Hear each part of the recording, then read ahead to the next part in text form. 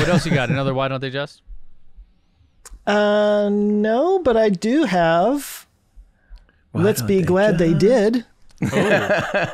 on this new segment called "Let's Be Glad They Did." Or Clean Air let's Act hope of this 19 becomes something. We're always talking about plastic being such a problem and you can't recycle it, and the recycling industry is BS and everything. Well, I see these headlines a lot, so much so that now I'm just kind of jaded to them. I'm like, yeah, I'll believe it when I see it. But what's interesting about this, so for those listening, it says scientists found a new way to break down the most common plastic, that most common plastic being polyethylene. So just to set up the problem, the petrochemical industry produces more than 88 million tons of polyethylene, making it the most common plastic in the world. And there's no real way to recycle it or upcycle or whatever. But anyway, they came up with this new way to break it down to what they call, let me see if I can say this, alkyl aromatic. Alkaline aromatic. Aromatic. So I think I saw those at the farmer's market. They put them in a little diffuser. Right. Kind of. And poison people. No, so the good thing about being able to turn it into this is that it's used as surfactants in cosmetics and laundry detergents. Globally, it's a $9 billion market. Ooh. For these particular types of molecules being used in this particular way in these particular industries. So that's the good news. There's a very huge financial incentive for someone to use this process to break down polyethylene into these alkyl aromatic molecules for surfactants the and detergents. Alkyl aromatic surfactants industry is about to boom. Right. Fucking. It's like I'm watching an Everyday Astronaut video. I don't even know what you're talking about. Exactly. So this isn't the first time scientists have figured out how to do this. It's just that previously it used temperatures of 893 to 1832 degrees Fahrenheit or 500 and 1,000 degrees Celsius, and using solvents. And they figured out a new way to do it that's only around 570 degrees Fahrenheit or 300 degrees Celsius, and it uses no solvents or blah blah blah. But it does use a gentle catalyst. It uses a gentle catalyst of platinum and aluminum oxide because platinum is cheap. Is nice and cheap, yeah. But anyway, I mean, the good news is this is kind of the argument that I make about carbon capture. Like if we can create a carbon market, like a market for carbon dioxide that makes it valuable, that would incentivize industry to collect it on the production side and also just a direct capture out of the air kind of thing. Like if there was an incentive to make a whole lot of money by taking this stuff out of the air, a lot more of it would be taken out of the air. So this is kind of the corollary to that when it comes to plastics. If they can actually break down this most popular type of plastic into something that's actually worth a lot of money, maybe there's some possibility there. So, and wasn't plastic itself a byproduct of refining oil? This was like a Rockefeller thing or something, right? Yeah, it's petroleum based, right? Yeah. Right. But I believe they were looking. I'm trying to see. I'm sure I'm way off on this, but it was a thing where they were like, what, we need to figure out what to do with all the stuff that's left over from turning oil into gasoline or whatever, and that's where a lot of this came from. So to your exact point, if there is a way to use the waste that makes it more valuable, we will absolutely see a rush to do that.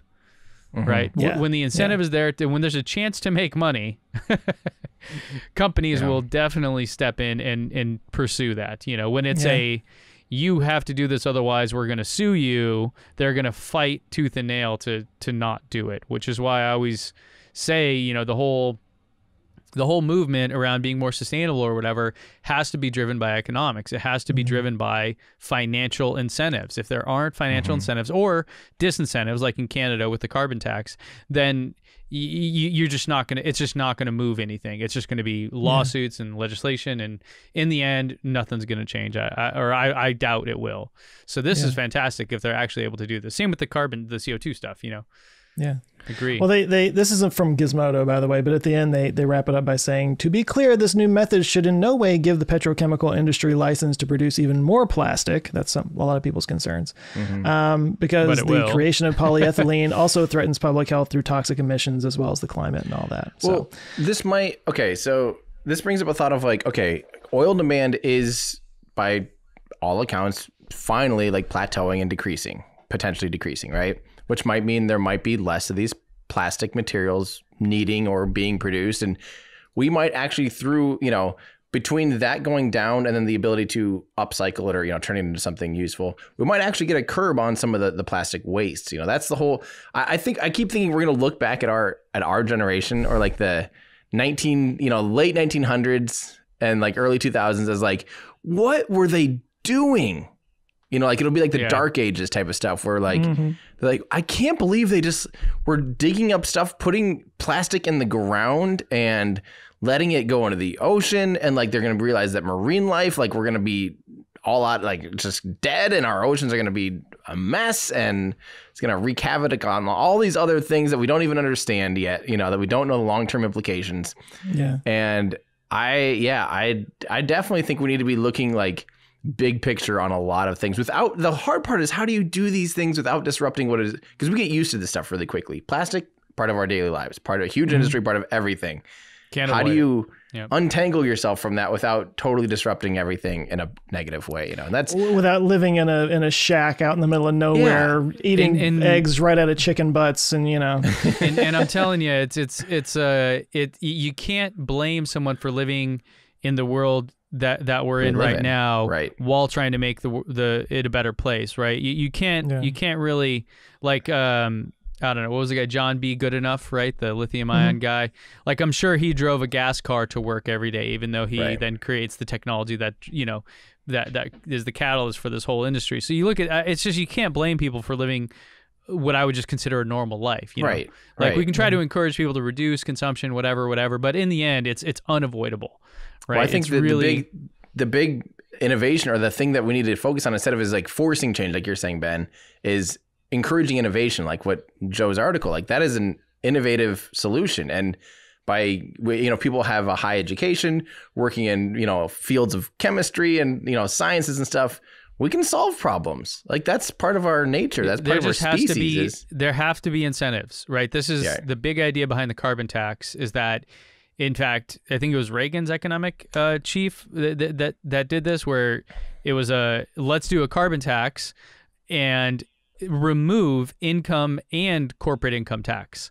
So nobody in the country would pay income tax, not even companies, but carbon tax would replace all that, and it would more than offset all the lost revenues from the other side. So then you would be encouraging people to make more money, encouraging companies to make more money, which are things that, growth and economic prosperity, things most of us would agree are good. And then offset the things that are bad, which are like the things killing the planet. And if you can do that, then all of a sudden these companies doing this will have an extreme incentive to avoid having to pay this carbon tax. So, and other than legislate their way out of it, they would find innovative technologies and possibly new ways to make more money. I think that's the way forward. I see it. I don't see it as, let's just force people's hands. I mean, in some cases it's gotten to that, like in California, 2035, last gas car ever being sold here. That's good. That's big. But you know what? You're going to see a lot of really great EVs coming out, and these companies aren't going to go out of business. Same with the energy side of it, right? So I'm all for not like forcing companies to do things, but putting in the right incentives to encourage them to go in that direction. So yeah, the thing that people, whenever people say anything like, you can't change the rules, and that's, communism or something, it's like, we already have the rules swayed in the way that we're subsidizing oil today still a lot. Right. That still blows my mind. The rules are already communist in your idea of communism is changing the rules or whatever. Like in that sense, then, we already have the rules in place that are benefiting the petrol, and the oil industry, and certain it's things, something absurd, like 5% of global GDP. It's like $5.3 trillion, I believe, is how much globally the oil industry is subsidized. And there's actually websites, if people are confused about this at all, you can go search all the different ways. The biggest one, I believe, in this country anyways, is the land taxes. Like if you want to buy land and dig for oil, back when we had the oil crisis in the 70s, this was like, hey, we want you to go do this because we don't want you to be dependent on foreign oil anymore. So you will not have to pay property taxes for that land, and you can go dig as much as you want. And so that's where, when people think of electric cars being subsidized and how that is some form of socialism or whatever, and tipping the scale, it's really a tiny fraction as compared to what the oil industry gets. But the oil industry, like you as a person that buys gas, doesn't see that subsidy.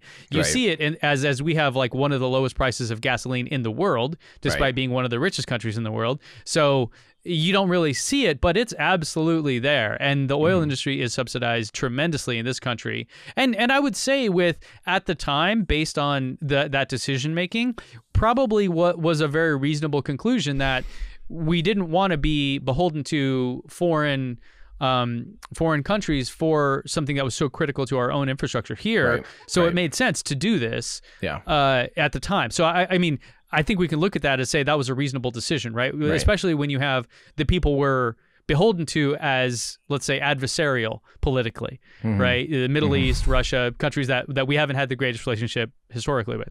So I totally makes sense how we got here. But to take a blind eye and say that the oil industry is not subsidized and the electric car industry is just completely false. So yeah, whenever I hear people complaining about the subsidies for renewable energy, I'm just like, yeah, this is how it always has worked. It's like a fraction of what the oil industry is getting. Everyone has always been subsidized. Where I feel like the scales are currently tipped, and people think it's like tipping the scales, and it's like, no, we should untip the scales a little bit, or at least like level the playing field and start looking at like, I almost think it should be like watt based. However many watts, like, because consuming gasoline or petrol or diesel or whatever is essentially creating wattage. Like you're creating energy. There should be some kind of based on some kind of metric so that we can kind of compare and some kind of, because the thing about the difference is you can reuse over and over watts in like a lithium pack, so therefore you can pay for the amount of watts you're consuming or whatever. A 70 kilowatt hour battery pack or whatever could have this much tax on it. But then gasoline, it might take you, to burn 70 kilowatts worth of energy. It's ongoing. So you always have to keep paying for it every time you fill up your car or whatever. I think that's the way we should be looking at it, because it's all just energy in the long run, and that energy has to come from somewhere.